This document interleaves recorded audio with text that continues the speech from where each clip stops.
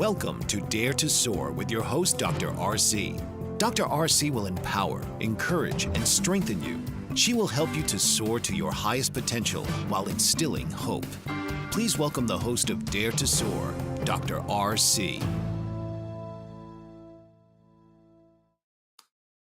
Good morning and welcome. Good Saturday morning. May I correct that? Yes, this is Dare to Soar and I am Dr. RC, your host. This morning we had such a crucial, critical, and informative discussion. I have the pleasure of welcoming two guests with me this morning. Yes, I am Dr. RC, and let me repeat, this is Dare to Soar. Let me introduce the guests that I have for this morning. First, let me welcome Miss Lillie Rachel Jackson, BS, MSW, LSW, a lifelong advocate and social justice pioneer.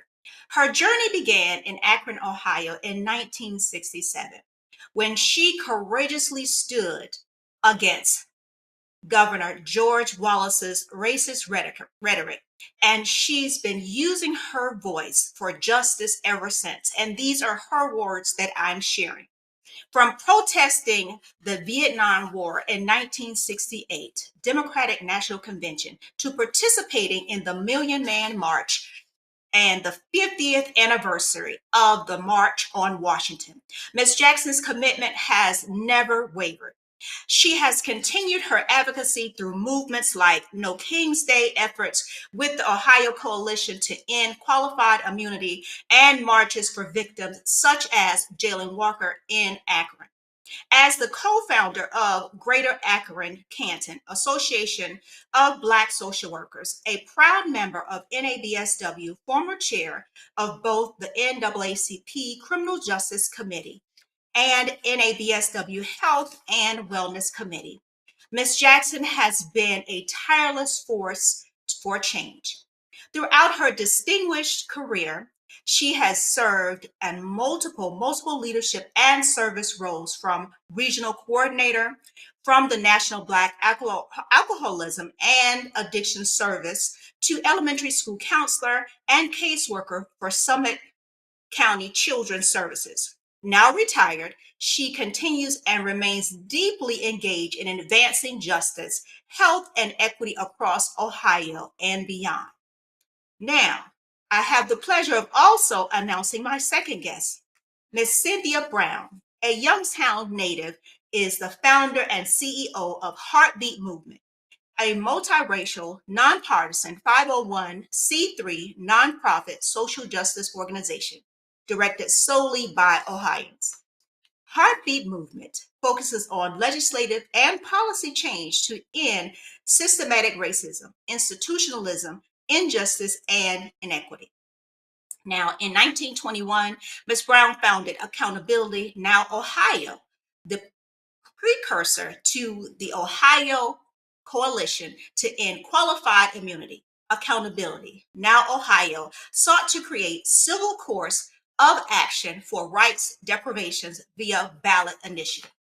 Accountability Now Ohio also lobbied state legislators to introduce bills to reform policy in Ohio.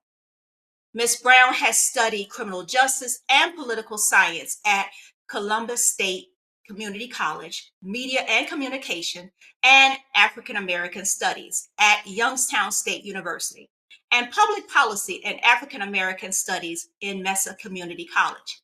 Now, Ms. Brown has received so many accolades and awards, but I just want to give you just a taste of what some of them look like. Free Press Libby Award in 2023, Trailblazer Award in 2020, Dream Court Justice Empathy Network Leadership Cohort Fellowship in 2022, and Ohio Transformative Study Cohort in 2022. Please help me welcome both of my guests this morning, Eagle family, to Dare to Soar. Ladies, how are you all doing this morning? How are you both doing this morning? Just fine. Glad to be here, and thank you for doing this. Absolutely. It is my pleasure. Now, dear Soar family or Eagle family, I know that you're wondering, what are we going to be talking about? I said this is a crucial conversation, and it most certainly is. We're going to be talking about doctrine of qualified immunity, what it is, its impact, and the role of social workers. Now, that's going to go twofold because the impact of social workers and the impact that it's going to have, and what can we do about it? How can we jump in this conversation, and what work needs to be done as well? Now, with that being said, this is a question for the both of you. And I'm going to start with you first, Ms. Jackson, as providing a response. Can you both briefly share what inspired your work in the fight for justice and reform? Ms. Jackson, I'll begin that question with a response from you. What inspired me is when I was attending a conference in 2014. It was an addiction council in St. Louis at the St. Louis train station. And it was that time the murder of Mike Brown. I attended the funeral in the annex, and I just knew after hearing what Reverend Sharpton said that things were going to change. And things did not change because I felt this was a young child, me being a mature adult, and I waited for change. No, there was no change. Things keep happening. There wasn't this accountability for bad policemen. Ending qualified immunity is not anti-police. It is that ancient piece of legislation that needs to be reformed. Cynthia Brown really inspired me to dig deeper to find out what is qualified immunity. And I was flabbergasted. It is a doctrine that originated in 1967. It's a Supreme Court case where Pearson versus Ray. And once you read it, you will be floored. Clergymen were in Mississippi trying to set up a protest. And the policeman said that they couldn't do that. And jump in, Cynthia. The police officers were the defendant and the clergy were the plaintiffs in this case. And so the Supreme Court ruled this, that there was a Mississippi statute that they used to make this a law. But this interpretation is a misinterpretation of what really qualified immunity is for. And people coming on here with you, we can explain it, have other people look into it. It's senseless and it needs to be looked at. The NAACP, not the NAACP, but the National Association for the Advancement of Colored People, the Legal Defense Fund, defines qualified immunity as a legal doctrine that shields government officials, including police officers, from liability in civil lawsuits for misconduct, unless their actions violated and clearly liability in civil lawsuits for misconduct, unless their actions violated an established constitutional right. The National Association for the Advancement of Colored People are with us to end qualified immunity as with other organizations. Thank you. Thank you so much. Ms. Brown, would you like to add any additional information or any additional points to what Ms. Jackson has shared as well?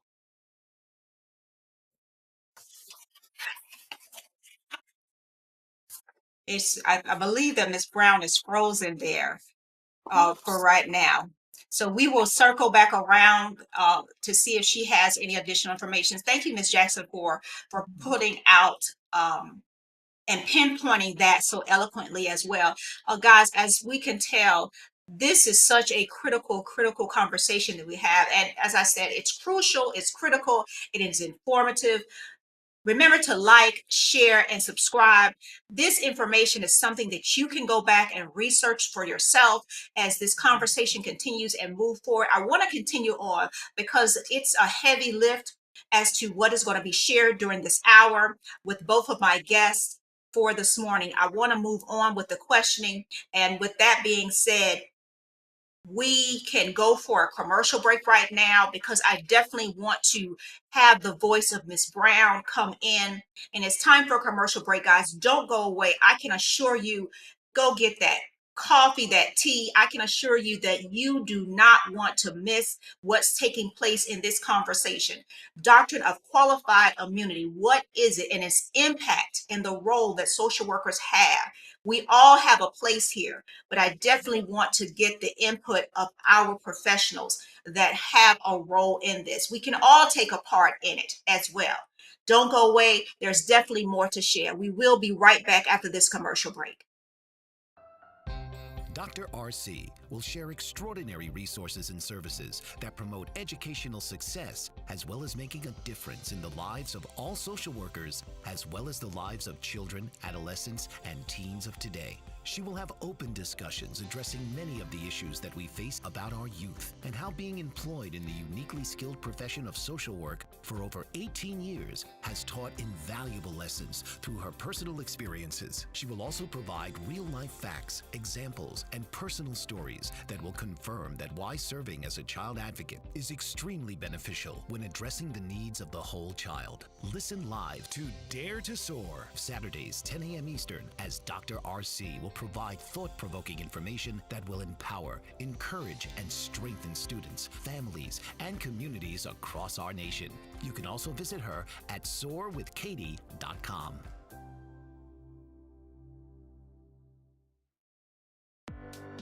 Author, radio show host, and coach John M. Hawkins reveals strategies to help gain perspective, build confidence, find clarity, achieve goals. John M. Hawkins' new book, Coached to Greatness: Unlock Your Full Potential with Limitless Growth, published by iUniverse. Hawkins reveals strategies to help readers accomplish more. He believes the book can coach them to greatness. Hawkins says that the best athletes get to the top of their sport with the help of coaches, mentors, and others. He shares guidance that helps readers reflect on what motivates them, rediscover and assess their core values, philosophies, and competencies, find settings that allow them to be the most productive, and track their progress towards accomplishing goals.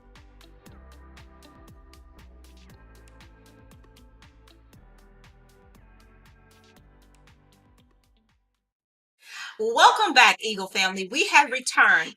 Miss Brown has joined us. We have figured out that she is not in freeze mode. That is a wonderful thing. Welcome back, Miss Brown, because we want to hear that beautiful voice and what she has to share concerning this question. Right before the break, the question was, can both of my guests briefly share what inspired their work and the fight for justice and reform?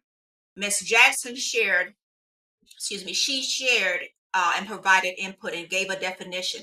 So I would like to ask Ms. Brown to provide input in that question as well, because as I shared, this is a crucial discussion. We want all voices heard. I know that you guys, those pens, those pencils, I know that you're documenting all of this because it is important. So Ms. Brown, please share as well. Yes, good morning. Thanks for having me on the show. What inspired me was in 2017, my nephew, Kareem Ali Nadir Jones, he was executed by the Columbus Police Department. Kareem went outside. He was responding by his girlfriend that said the kids were outside throwing rocks at vehicles. So it's about 5 o'clock in the afternoon. So when he goes outside, he's in this alley. So two Columbus police approach Kareem. So somehow they determine that Kareem is acting erotic. If you think he's acting erotic, I mean, how do you end up shooting Kareem as he turned, to walk away twice in his back? All too often young Black men wear their pants sagging. And unfortunately, Kareem was a part of that generation, who believed, pants half off their butts. So as Kareem reached to pull his pants up, they shot him twice in his back, Once Kareem hit the ground, they shot Kareem in his face and in his neck. That is the first body camera ever in the state of Ohio where you actually see them shoot a man. And I want to add this. They covered the camera not once, not twice, not three, but 5 times. And they turned down the camera for the first 60 seconds.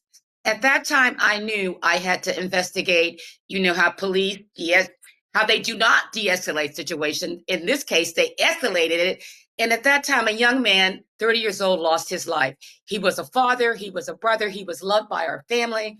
I mean, I just started digging deep into qualified immunity. And like Lillie said, it is a legal shield that protects, government official, bad actors, including cops, who abuse this doctrine. But I want to go back to the 1871. This is how it really starts with the Jim Crow law. The Jim Crow law gave the free slaves the right to sue the government. However, in 1967 and 1982, the United States Supreme Court has gutted this law so bad, this legal shield, that it's a hard time for any families impacted by this abuse to get any accountability in the courts.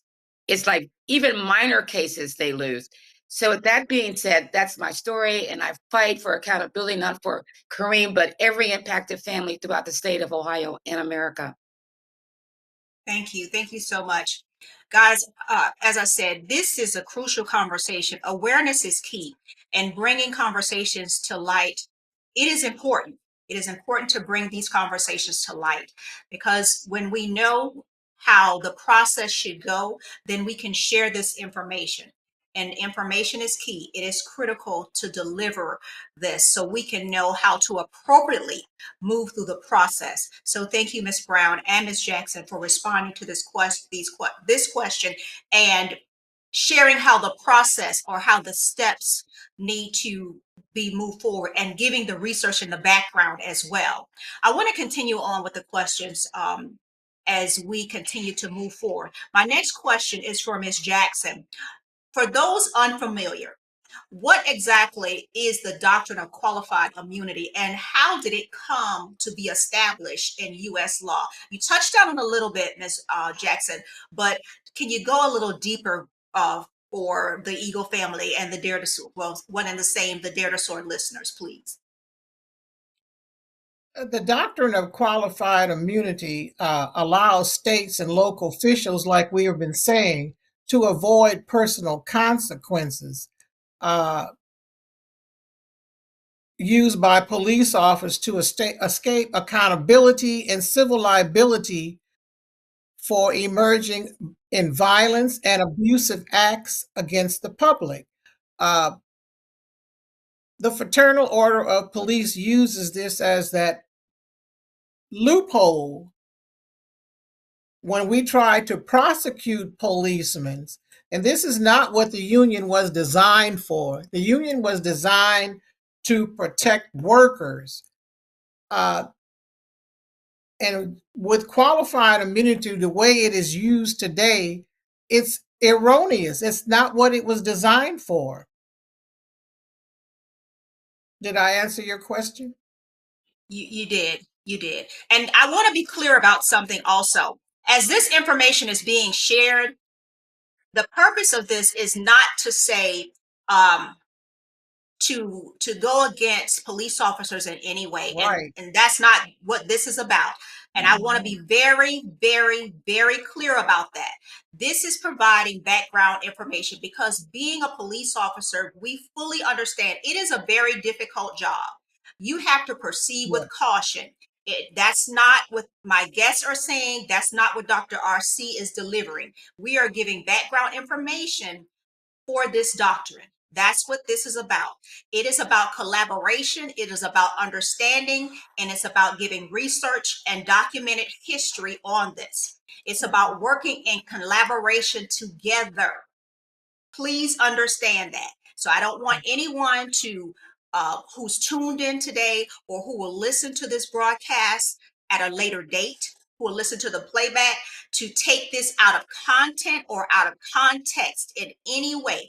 I want to be very, very clear about that.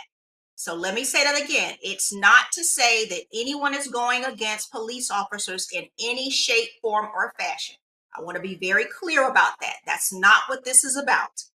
So I just wanted to put that precursor out there. It is about working together in collaboration, but it is about giving historical information, research, and how we can work in collaboration and giving documented research, historical information to work as a team, because we have to work as a team together and connecting the dots together. So I want to give that information. And what a great way to go to a commercial break. It's now time for another commercial break, and we will be right back. Thank you.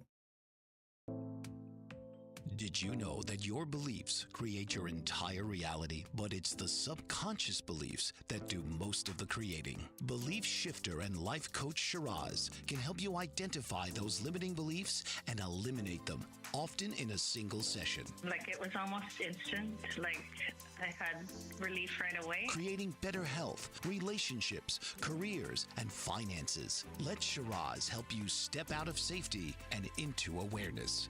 Definitely something's happening. It's like a flow inside. Yeah, it feels good. Whether in person or online, Shiraz provides personal coaching, belief shifting. Visit Shiraz at energeticmagic.com or call 416-529-7429. Energetic Magic. Find your greater happiness. Be well. Be aware. Be magical.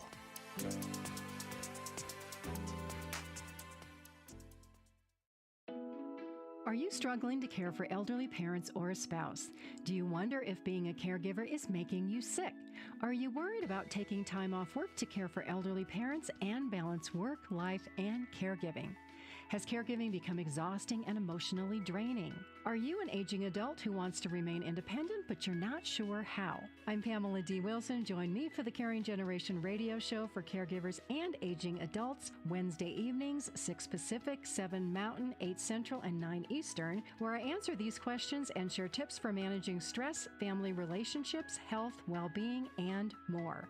Podcasts and transcripts of The Caring Generation are on my website, PamelaDWilson.com, plus my caregiving library, online caregiver support programs, and programs for corporations interested in supporting working caregivers.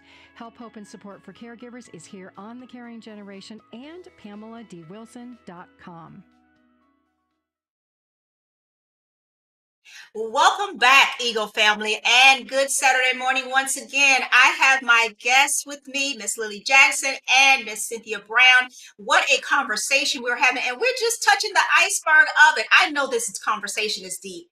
I want to jump back right in. Doctrine of Qualified Immunity. What is it? Its impact and the role of social workers, but also community members as well. I want to jump right back in the questioning. And this question is for Ms. Brown. Ms. Brown, why do you believe this topic is particularly important for social workers and communities we serve to understand? And I do mean understand. And you notice I said social workers and communities, because that is so critical. As I just shared, it is not that anyone is sharing that this is not a way to say we're fighting against police officers, because we know that it is a tough job. They're putting their lives on the line each and every day. I'm going to stop there and have you to respond to this, because I just wanted to put that precursor out there, because I don't want anyone to be to have the wrong idea of what's being delivered here this morning. So please go ahead and respond, Ms. Brown. You know what? That is a very good question in regards to social work and how communities come together, to end qualified immunity. Like Lillie said, that is a legal shield that protects government officials. This ballot initiative is not limited to just law enforcement. It involves government officials, including police, correction officers, and it's any government worker that violates a private citizen's, constitutional rights. Qualified immunity was created in 1871. President Grant's historical, legislation that gave, the free slaves, like I stated before, the right to sue the government.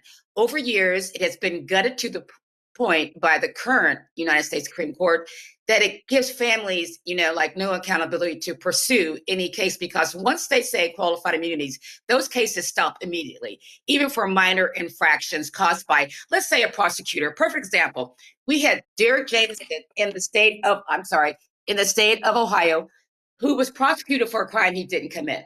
The prosecutor hid over 35 pieces of evidence that could have freed him. Derek was almost executed 6 times before he got a reprieve by the government.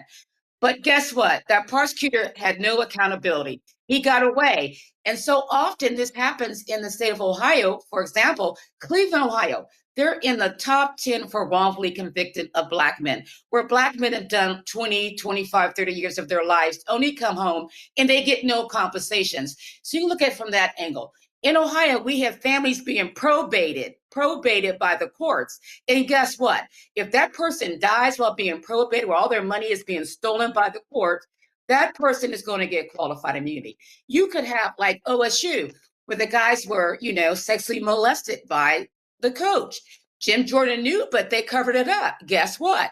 Qualified immunity comes in, for the university. So qualified immunity is shielding these bad actors, and it has to stop.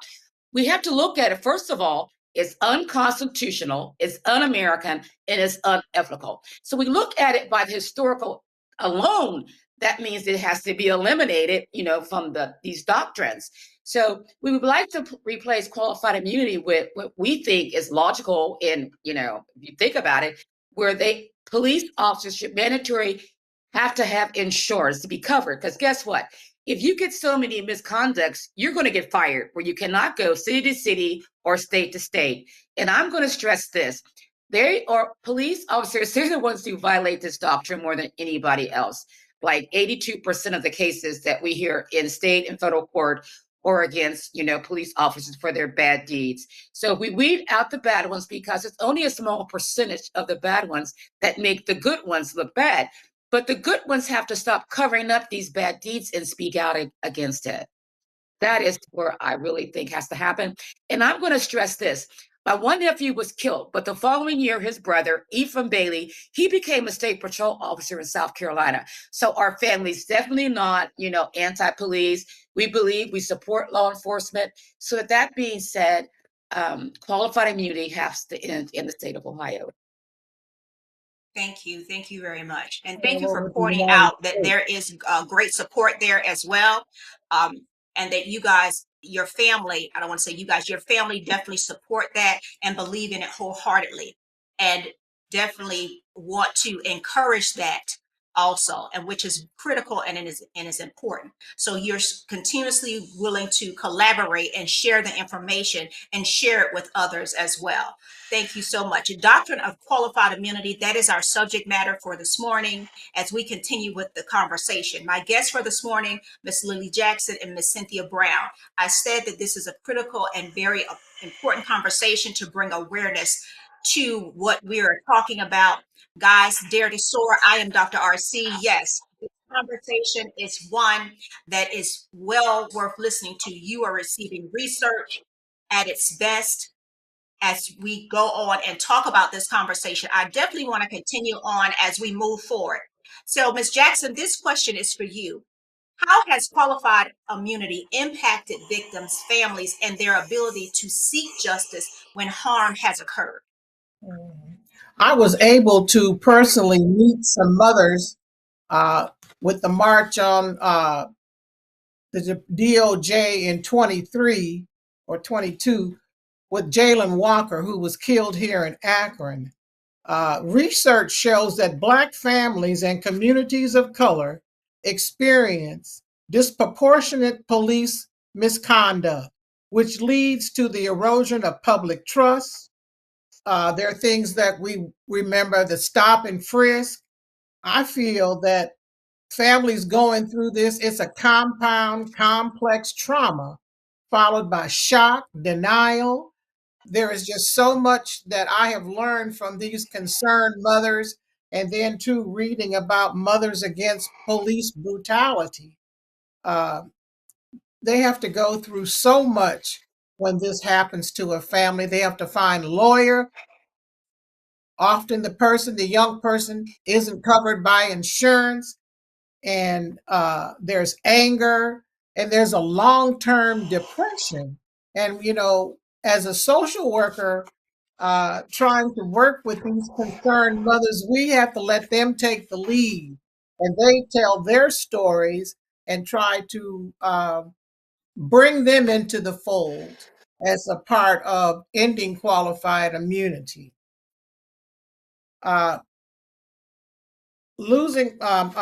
This is a quote from Colette Flanagan, and she founded Mothers Against Police Brutality. Losing a loved one to violence of any kind is a hurt and that won't quit. But losing a family to police violence is like a tsunami of pain that blows your family into million pieces. It can take a lifetime for healing, to put ourselves together. And she said the loss of her son, Clinton, in Dallas, March of 2013, he was unarmed, shot once in the arm and 5 times in the chest. More than 9,000 families have suffered the loss of loved ones shot to death by police from 2015 to 2023. And this is something that they can look up in statistica.com. Also, Colette stated that her son was killed in Dallas. So this not only happening in Ohio, it's happening throughout the United States. But Ohio has stuck with this because we just didn't get started this year. There were many attempts, and Miss Brown had to take our Attorney General to court to get to where we are now. Here in Ohio, we've had Jalen Walker, Makika Bryant, a teenager in Columbus, Andre Hill in Columbus, Ohio. There was even 12-year-old Tamir Rice in Cleveland. That's a child, that's a baby. And also, too, there was a pregnant woman, 19-year-old Black woman that was shot and killed. So we need to look at this. We need to talk about this. We need to reform this. And I'm glad you mentioned that too. We're not anti-police. We just need to be a little bit more humankind. Yes, police, that's a dangerous job. And I wholly respect them. We have a member that's a police officer, and he does well in the community. And that's the type of police that we need. And there's a lot of pushback in communities where we have try to have police oversight, but it's a struggle. Well, thank you. Thank you so much. You guys, it is time for another commercial break. We will be right back with more.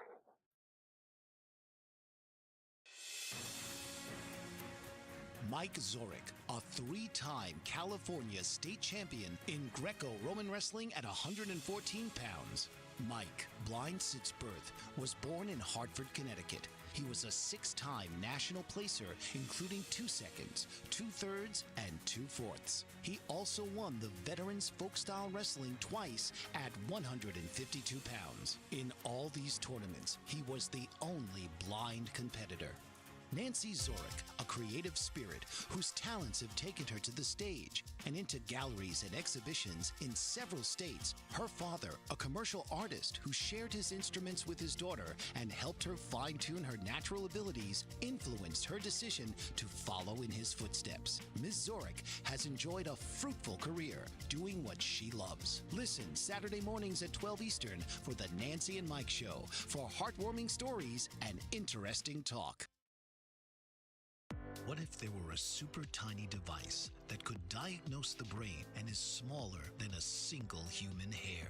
What if you could see inside the brain to help an epilepsy patient during surgery or to help the fight against Parkinson's disease?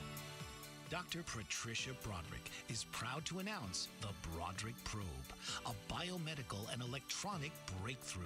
Imagine a probe to help with the understanding and potential cure of brain-related diseases. To learn more, listen live to the Easy Sense radio show with host Dr. Broderick. And to help support the Broderick Foundation, please go to easysense.com and learn how, with your help, we can fight these horrific brain disorders. That's easysense.com to learn more and help support the Broderick Foundation.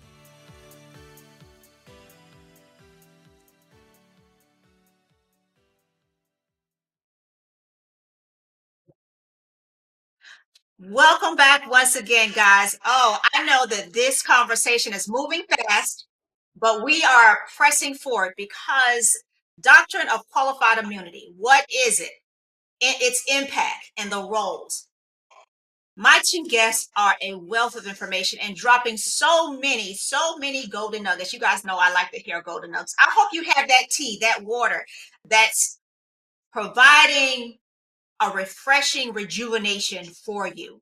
I want to continue on with my questions. So, Ms. Jackson, this next question is for you. From a social work perspective, what ethical dilemmas or challenges arise when practitioners witness the effects of qualified immunity in their work with marginalized or underrepresented communities? Yes, and social workers work with the police. Social workers work in children's services. Yes. Social workers must navigate ethical dilemmas by adhering to a code of ethics. Mm-hmm. The Black Social Workers has a code of ethics. The National Association of Social Workers has a code of ethics. So we have to balance the client's interests with professional integrity. Confidentiality and informed consent are essential in social work, requiring clear communication and boundaries to maintain trust in client relationship. And so this has us going back and forth because at one time we had something called forensic social work, and they mostly worked in the court. You can hardly find one now. The ethical decision-making model, we have to consult with supervision or our supervisors, are vital tools for social workers helping to navigate complex ethical challenges effectively. Ethical dilemmas in social work present real-world challenges, often facing from conflicts between a social work professional values and the complex realities of their clients' lives. An example, a social worker might encounter an ethical dilemma while maintaining client confidentiality clashes with the need to report potential harm. So our motto is, our mantra is to do no harm. All of this has to be going on while we're trying to help our client maintain competency and ethical dilemmas in real world situations. And trust me, there are some real world situations. And that's putting it mildly. Yes. Oh my gosh. Yes, yes, it is. Yes, it is. Thank you for putting all of that in perspective, because you are correct. When we think about this profession, it is, you have to be you have to have everything aligned and proceed with caution all at the same time. Because when we Yes. think about all that we face in this profession, it's all in the best interest, and you always have to put that in perspective when doing this work. So thank you for that response. Ms. Brown, in Movement Incorporated, and I'm putting that in perspective, I'm not giving the full name. You collaborate with schools, agencies, and policymakers to promote systematic change. Share how that all falls into place, because it's not a one-stop shop, because in doing that, that collaboration is key, and you have to ensure that you pull everyone into the fold in that work. Please elaborate or expound on that. Oh, absolutely. In 2020, we had lobbied the Ohio General Assembly to introduce multiple bills. We had one that was good, that was written by police officers, that should have passed, but guess what? It didn't get not a single hearing. But I want to go back first to our committee. On our committee, we have Dr. Hamza Kabar, who is currently employed with Cleveland Police Department. He investigates, police accountability and misconduct. So we're definitely not, anti-police, because on our committee sits a current law enforcement officer. So we have, like I said, we have lobbied, the General Assembly, which is like Republicans control the state, and we got nothing passed. So we decided we exhausted all our remedies when dealing with Republicans. So we went to the ballot measure. We started looking at other states that ended it in their General Assembly, whether it was Colorado, New Mexico, New York City Council, Montana, and it was in Nevada that their Supreme Court ruled that it was unconstitutional. So it's gone in Nevada. So we're working across the board, whether you are American for Posterity, Moms for Liberty, whether you're a Democrat, Republican. This is not like a party issue. This is a human issue. Because you look at it on a clear day, you're going to realize that qualified immunity was court created, and it's like that legal shield that protects, the government bad actors. But Lillie said about the 9,000 plus that are killed. In Ohio, we have close to 2,000 that were killed. That includes like over 100 minors. So think about that. When you see a small child that is unarmed, why would they use lethal force? So any parent, a mother, a father that, they're traumatized, because I know my sister Marcy has been deeply traumatized by the loss of her son. Sometimes, she's been in and out of counseling because they just can't deal with the stress. So we have created where parents can, get together and discuss this on a monthly basis to see where their feelings are. So we are building community power throughout the state of Ohio, and we encourage everybody, to share their story, because these stories is what's going to shape this ballot initiative moving forward in the state of Ohio. Because even though, like I said, Ohio is a purple state, let's say red state, but people are coming on board, whether they're white, they're Black, Hispanic, because they want to see this doctrine ended. They want to see government held accountable. Because for me, I'll never get justice. I will never, ever get justice, because justice for me is Kareem not being killed on July the 7th of 2017. Thank you. Thank you so much for that. Guys, it is time for a commercial break. We'll be wrapping up, ending the show when we return. Thank you so much, ladies, for responding to both of those questions. We will be right back to wrap up. Are you struggling to care for elderly parents or a spouse? Do you wonder if being a caregiver is making you sick? Are you worried about taking time off work to care for elderly parents and balance work, life, and caregiving? Has caregiving become exhausting and emotionally draining? Are you an aging adult who wants to remain independent, but you're not sure how? I'm Pamela D. Wilson. Join me for the Caring Generation radio show for caregivers and aging adults, Wednesday evenings, 6 Pacific, 7 Mountain, 8 Central, and 9 Eastern, where I answer these questions and share tips for managing stress, family relationships, health, well-being, and more.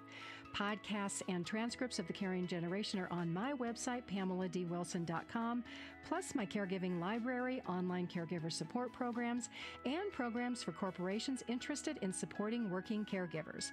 Help, hope, and support for caregivers is here on the Caring Generation and PamelaDWilson.com.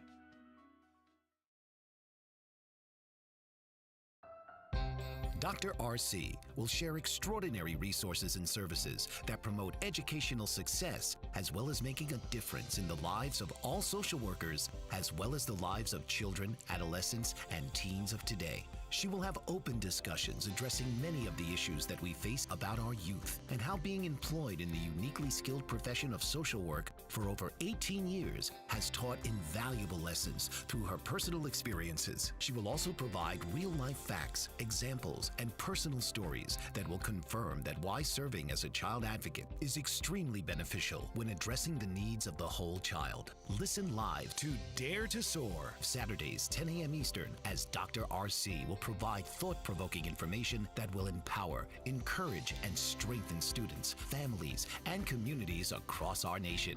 You can also visit her at soarwithkatie.com. Welcome back once again. I am Dr. RC, and yes, this is Dare to Soar. So I have one final question for my guests for this morning as we wrap up this segment. And that question is for both of my guests. How do you both stay resilient and hopeful while working in such an emotionally charged and often discouraging advocacy space? So, Ms. Brown, I'll start off with you. If you could give me one sentence to describe or share with the Dare to Soar audience, how do you stay resilient and hopeful? I stay resilient and hopeful due to God. I pray to God, give me the insight to follow this path clearer. And I believe that God has not brought me so far to leave me. So with that being said, I believe that God has, appointed me to be here in this space right now. Thank you very much. Ms. Jackson, if you could give me one sentence responding to that saying, how do you stay resilient and hopeful? Well, I ditto what Miss Brown said. I was raised in the church from a Catholic to a Baptist, and belonging to the National Association of Black Social Workers, we have a code of ethics. And when that code of ethics, it's not anti anything, but we look out for our people to bring them to the forefront, to help them in any way we can, making no choice between their destiny and my own.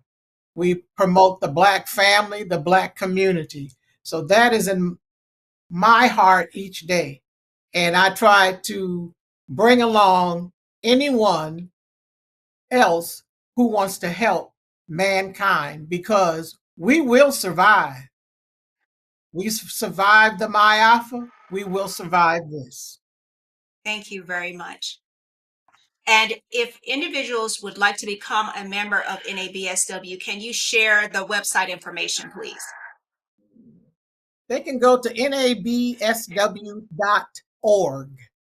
nabsw.org.